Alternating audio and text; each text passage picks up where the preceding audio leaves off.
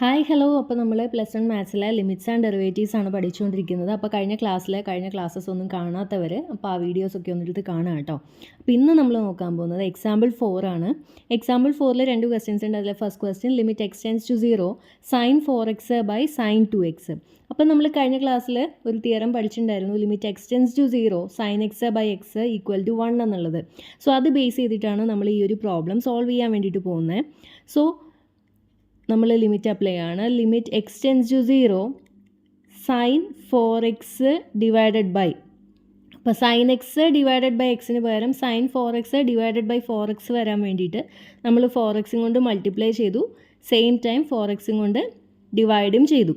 Okay, അപ്പോൾ കട്ടായിപ്പോൾ അപ്പോൾ ഈ ഫംഗ്ഷൻ ചേഞ്ച് ഒന്നും വരില്ല. സോ 4x കൊണ്ട് ഡിവൈഡും ചെയ്തു, മൾട്ടിപ്ലൈ ചെയ്യുകയും ചെയ്തു. താഴെ sin 2x അങ്ങനെ തന്നെ.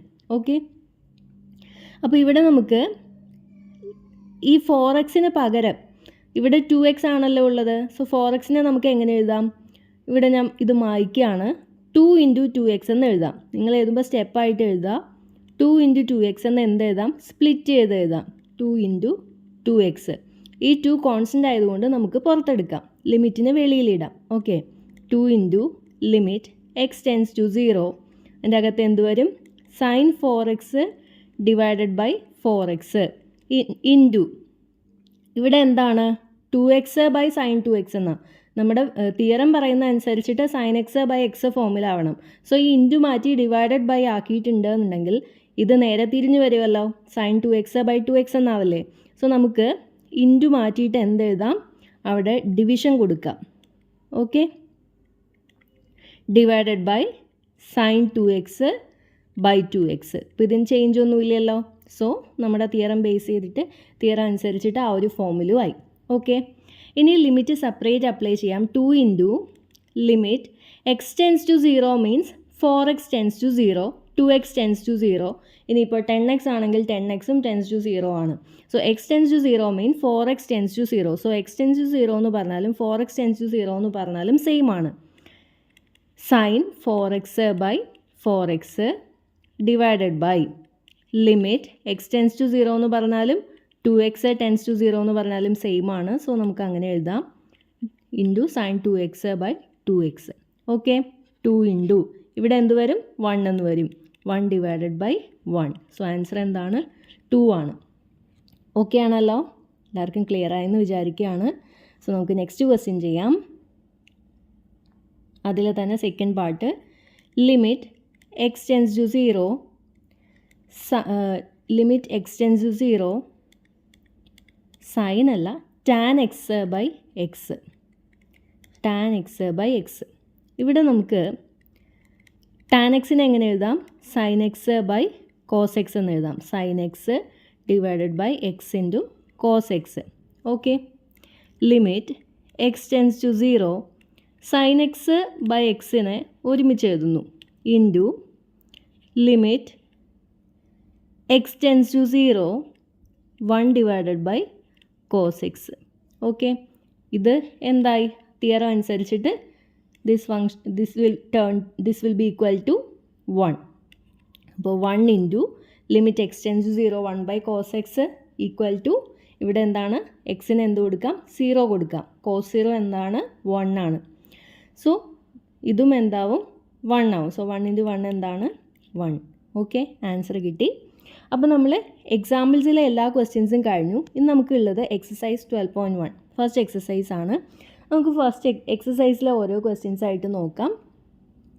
ഇപ്പോൾ first question, limit x tends to 3 x + 3 എന്ത് വരും? 3 + 3 6. Second question, limit x tends to π x - 22 by 7. അപ്പോൾ എക്സിന് പൈ കൊടുക്കുമ്പോൾ എന്ത് വരും? π - 22 by 7. Okay, next one, limit r tends to 1 πr². ആറിന് 1 കൊടുക്കുക. സോ ആൻസർ എന്ത് വരും? π. Okay, fourth one, limit x tends to 4 4x + 3 divided by x - 2. അപ്പോൾ എക്സിന് എന്ത് കൊടുക്കുക? 4 കൊടുക്കുക. അപ്പോൾ 4 × 4 16 + 3 19 ഡിവൈഡഡ് ബൈ 4 - 2 2. ഇതൊക്കെ വെറുതെ ചെയ്തു പോകാവുന്ന ക്വസ്റ്റ്യൻസ് ആണ് എക്സസൈസിൽ ആദ്യത്തെ പാർട്ടിലുള്ളത്.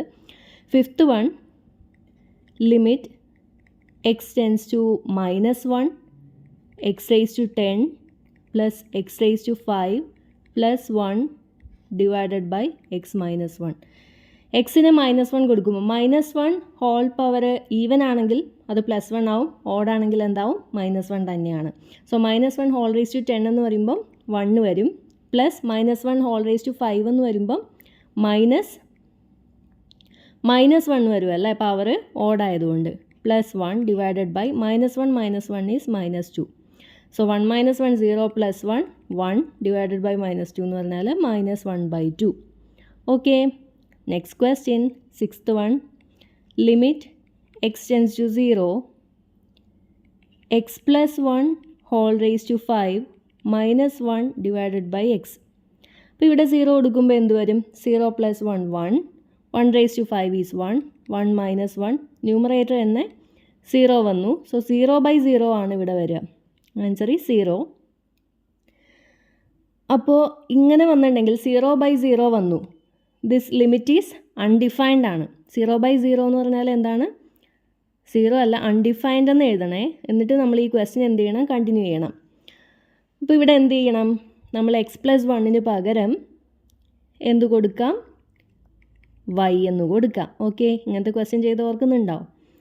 അപ്പോൾ x + 1 y എന്ന് കൊടുത്താൽ x എന്താവും? x + 1 y ആണെന്നുണ്ടെങ്കിൽ x = y - 1 ആവും. Then limit x tends to 0 x tends to 0 എന്താവും? x ന് 0 വരുമ്പോൾ y = 1. So limit x tends to 0 വരുമ്പോൾ y ടെൻസ് ടു 1. x + 1 എന്താണ്? 1 ആണ്. So y⁵5 - 1 divided by x എന്താണ്? y - 1. സോ ഈ ഫംഗ്ഷൻ എങ്ങനെ ചേഞ്ച് ആയി? Limit y tends to 1 y⁵5 - 1 divided by y - 1 എന്നായി. ഓക്കെ, ഇനി എന്ത് ചെയ്യാം പറ്റും? നമ്മുടെ തിയറം അനുസരിച്ചിട്ട് y⁵5 - 1⁵5 എന്ന് പറഞ്ഞാലും 1 എന്ന് പറഞ്ഞാലും സെയിം ആണ്. ഡിവൈഡഡ് ബൈ താഴെ എന്താ ഉള്ളത്? y - 1 ആണുള്ളത്. നമ്മുടെ ഏത് തിയറാണ് ഇവിടെ യൂസ് ചെയ്തിട്ടുള്ളത്? Limit x tends to a x⁻n - a⁻n എന്ന് എഴുതണോ? Limit x tends to a x⁻n - a⁻n divided by x - a n × a⁻n - 1. അപ്പോൾ ഇവിടെ എന്ത് വരും? ഇവിടെ n എന്താണ്? 5 ആണ്. 5 × a എന്താണ്? 1 ആണ്. 1⁴. ദാറ്റ് ഈസ് ആൻസർ 5 വരും. ഓക്കെ ആണല്ലോ.